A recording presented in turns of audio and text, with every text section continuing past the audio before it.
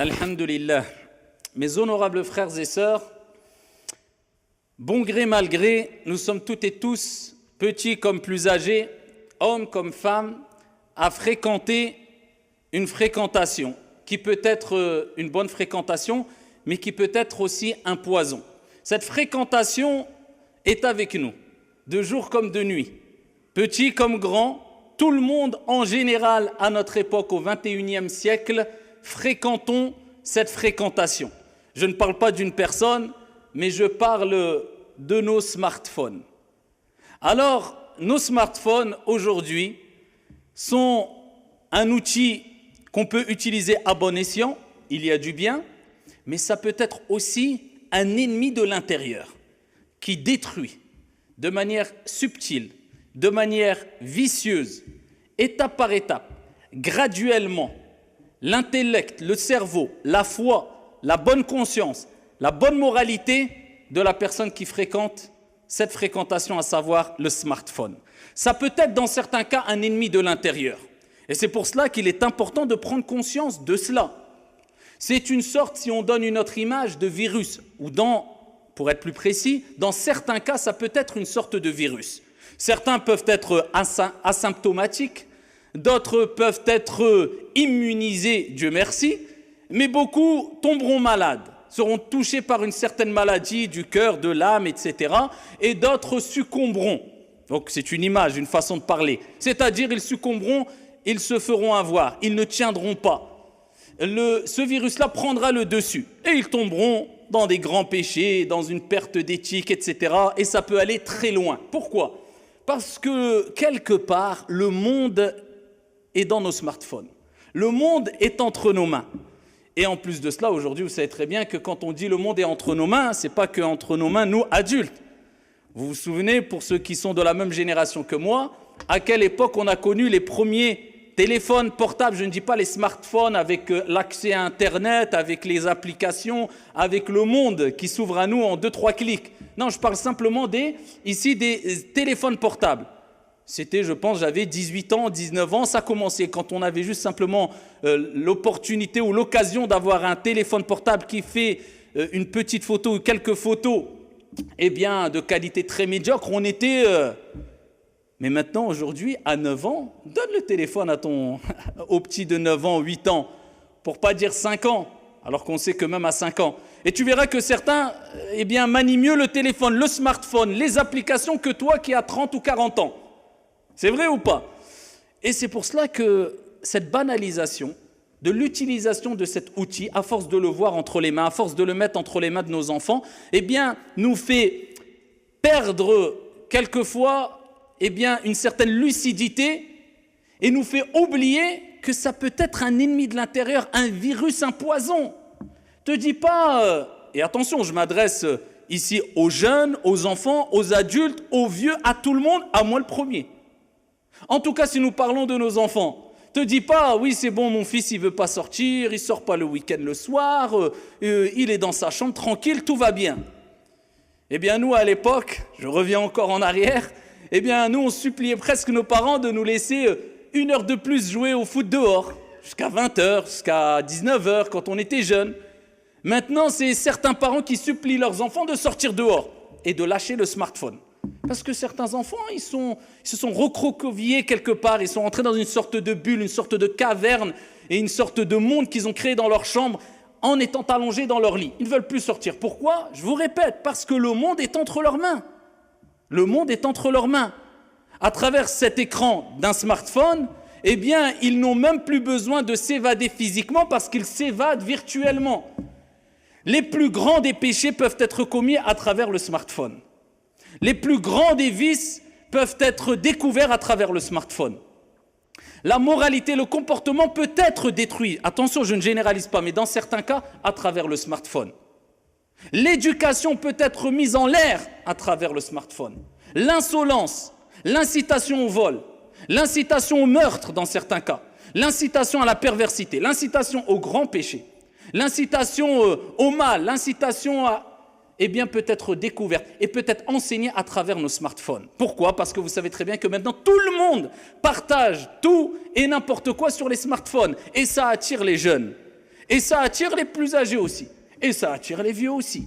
Alors, ici, est-ce que c'est un ennemi de l'intérieur, oui ou non? Eh bien, après avoir rappelé, certes, des choses connues par toutes et tous, mais le rappel profite aux croyants, eh bien, chacun pourra répondre à cette question. Pour moi, c'est un ennemi de l'intérieur. Pour moi, c'est un poison. Pour moi, vu comment je l'utilise et l'impact qu'il a sur moi, ou sur mes proches, ou sur mes enfants, c'est au contraire un bien. Donc, on ne peut pas donner une réponse générale. Première des choses, soyons équitables. Il y a un grand bien dans les smartphones aujourd'hui. Parmi ce grand bien qu'on peut retrouver, eh bien, c'est ici le rapprochement, même s'il est virtuel, mais entre les membres de la famille. Et vous savez très bien qu'entendre, ce n'est pas comme voir. Et aujourd'hui, même si nos parents, nos grands-parents, nos proches, nos enfants, nos amis, etc., sont loin à des milliers de kilomètres, à travers le smartphone, à travers certaines applications, WhatsApp, etc., eh bien, à travers le visio, non seulement on peut communiquer, mais en plus on peut les voir. Tu vois tes parents qui sont à 5000 kilomètres, tous les jours, chaque jour, de manière facile. C'est un bienfait. C'est un grand bienfait, alhamdoulilah, et profite de cela. Le fait de faire des recherches de manière très rapide, le fait de pouvoir organiser un voyage, le fait de pouvoir... Il y a beaucoup de bien dans le smartphone, dans les applications, sur le net. Mais est-ce que le bien est plus grand que le mal? Et honnêtement, entre nous, c'est un peu une drogue maintenant. Je parle pour moi le premier. Moi, je suis scotché au téléphone. Après, ça dépend ce qu'on en fait. Mais c'est un peu une drogue. Qui d'entre nous arriverait à se passer de son smartphone pendant une semaine? Mais aucun accès Internet, application, allez, 2 jours, une journée, 2 heures. Vous voyez que c'est un peu une drogue, c'est-à-dire on a une dépendance. Et il y a des années, on ne vivait pas bien sans les smartphones, sans les téléphones. Même maintenant, on se dit comment on faisait avant. En fait, l'être humain s'habitue à toutes les situations. Si tu lui donnes... eh bien, il va prendre l'habitude de la chose que tu lui as donnée. Il ne pourra plus s'en passer. Mais s'il n'a pas découvert cette chose-là, il peut s'en passer. Donc, il ne faut pas se dire c'est indispensable. Non, c'est simplement nous qui avons fait de cet outil-là une chose indispensable parce qu'on en a eu, ici, on a une accessibilité facile et on s'est habitué, tout simplement. Mais est-ce qu'il y a plus de bien que de mal? Ça se discute. Mais honnêtement, ça c'est mon point de vue personnel, je pense que de manière générale, quand on voit les dégâts que ça crée, je ne parle pas du téléphone, je parle de l'accessibilité à beaucoup d'applications, au net, au smartphone, etc. De manière générale, pour moi, mon humble avis, il y a beaucoup plus de mal que de bien. Parmi les choses mauvaises, parlons concret, la perte de temps.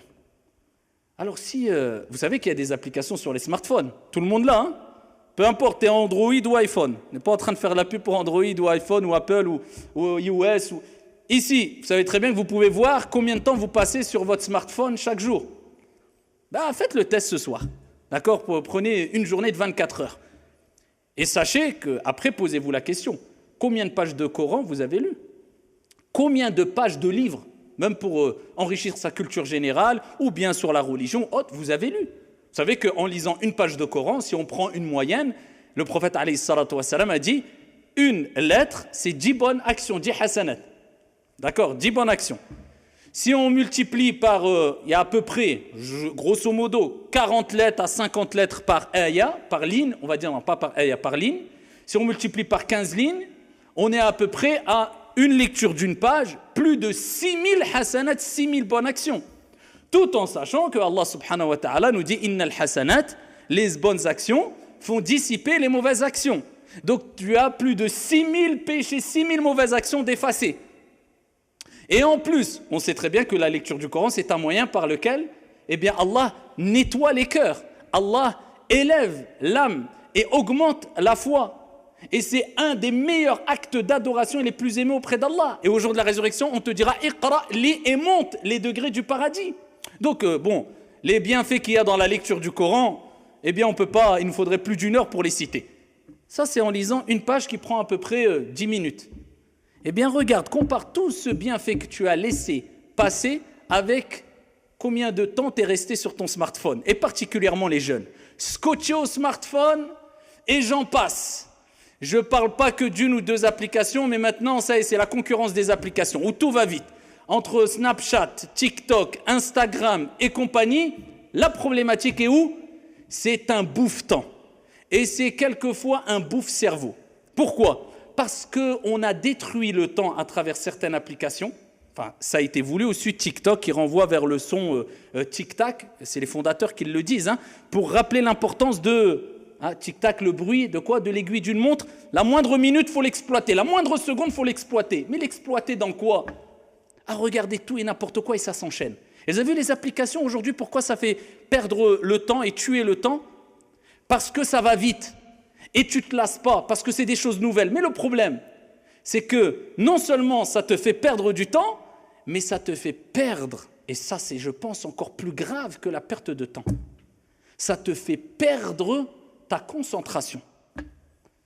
Comment veux-tu, billahi alayk, te concentrer pour lire une page de Coran où il faut aller doucement, où il faut se concentrer pendant 10 minutes, alors que tu as l'habitude de voir 50 vidéos défiler comme ça sur TikTok ou sur Insta ou je ne sais quoi?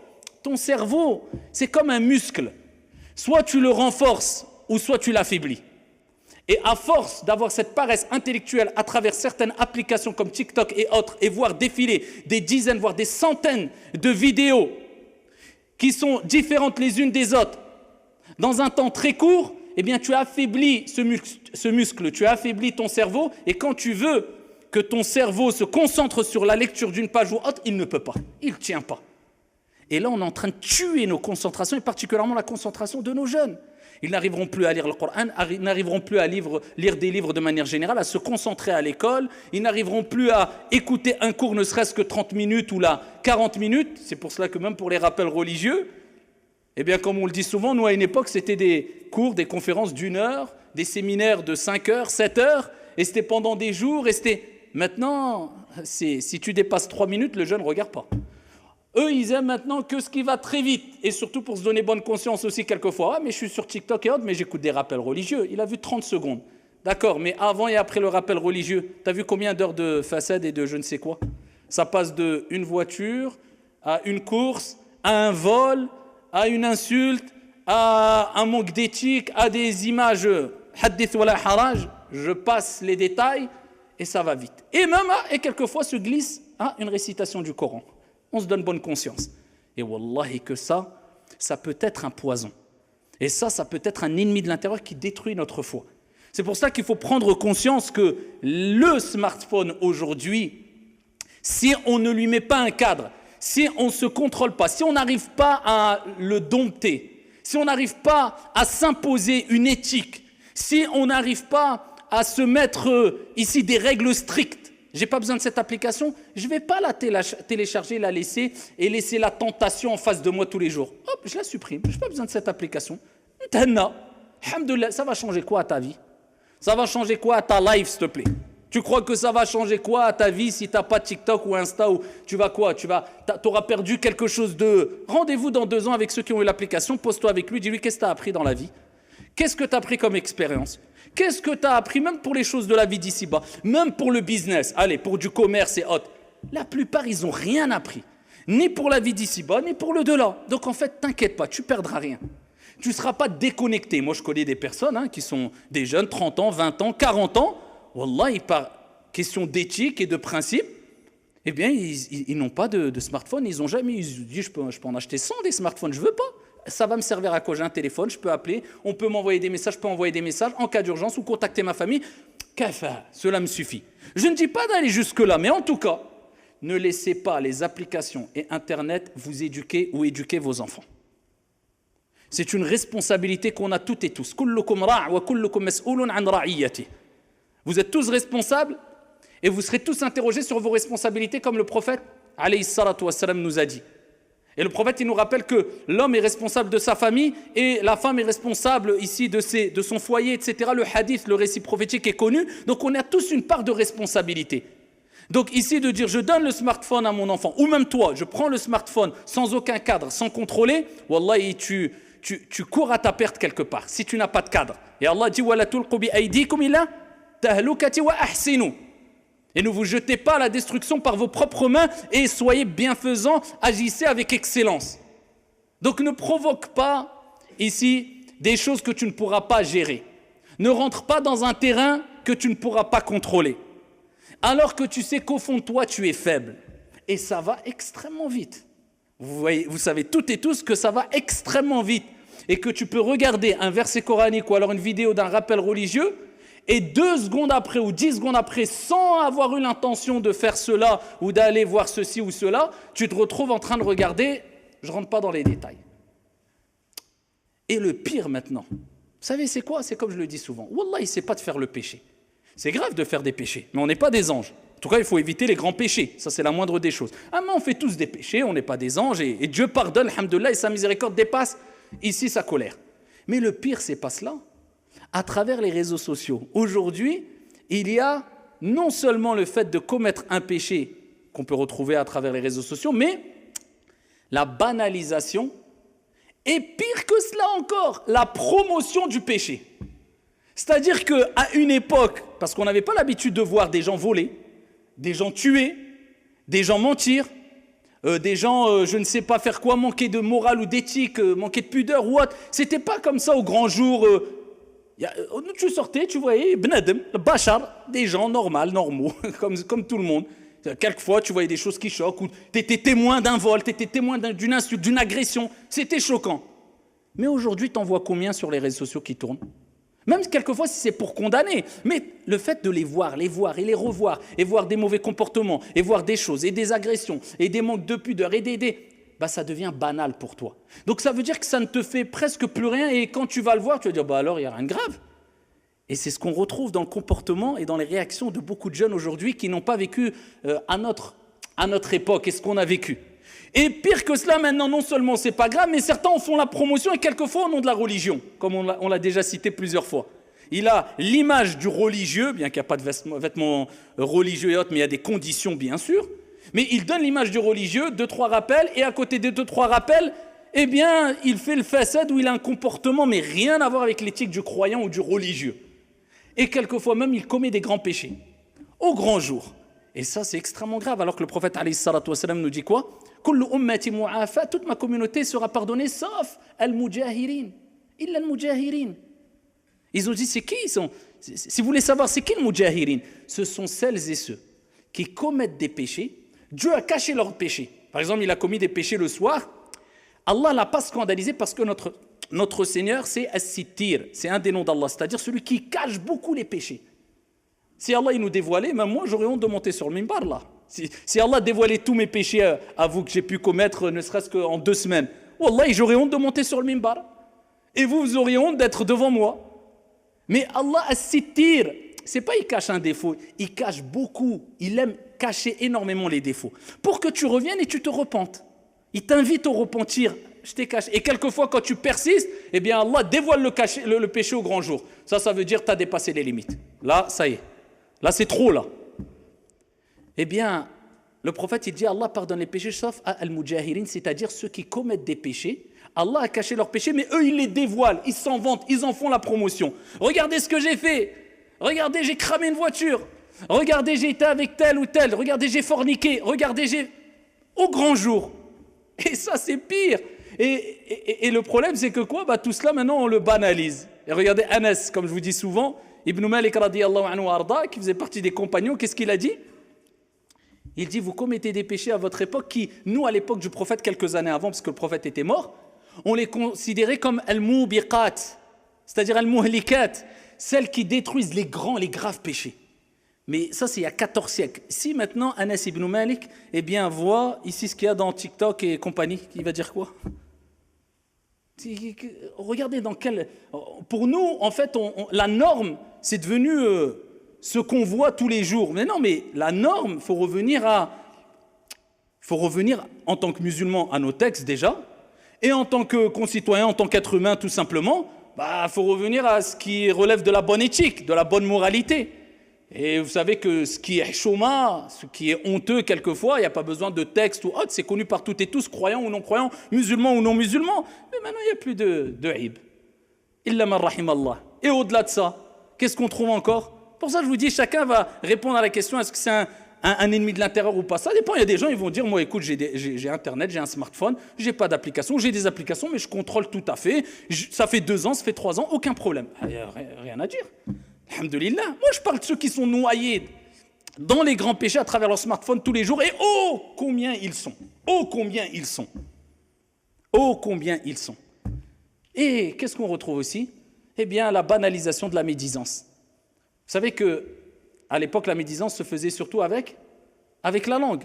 Tu médites, tu dis un mensonge, tu touches à l'honneur de ton frère. Vous savez que le prophète, quand il a fait l'Isra wal Mi'raj, l'ascension nocturne, et il était avec l'ange Gabriel, Jibril alayhi salam, et il a croisé des gens qui se griffaient le visage. Eh bien, le prophète a dit, Ya Jibril, oh Gabriel, qui sont ces gens-là qui souffrent? Et il dit quoi, Jibril? Ce sont celles et ceux qui portaient atteinte à l'honneur de leurs frères et sœurs. Et le prophète, il les a vus avec l'ange Gabriel, il se griffait le visage. Il souffrait. Parce que quoi? Il montait sur un tel ou tel. Ça, c'était à l'époque où même... déjà, tous ces textes, ils étaient transmis à l'époque où, même quand une médisance, elle était lancée, ouais, au pire, elle tournait dans l'endroit, un périmètre de 10 kilomètres maximum peut-être, ou quelques centaines de mètres. Maintenant, aujourd'hui, une médisance, une calomnie, c'est le monde qui le voit.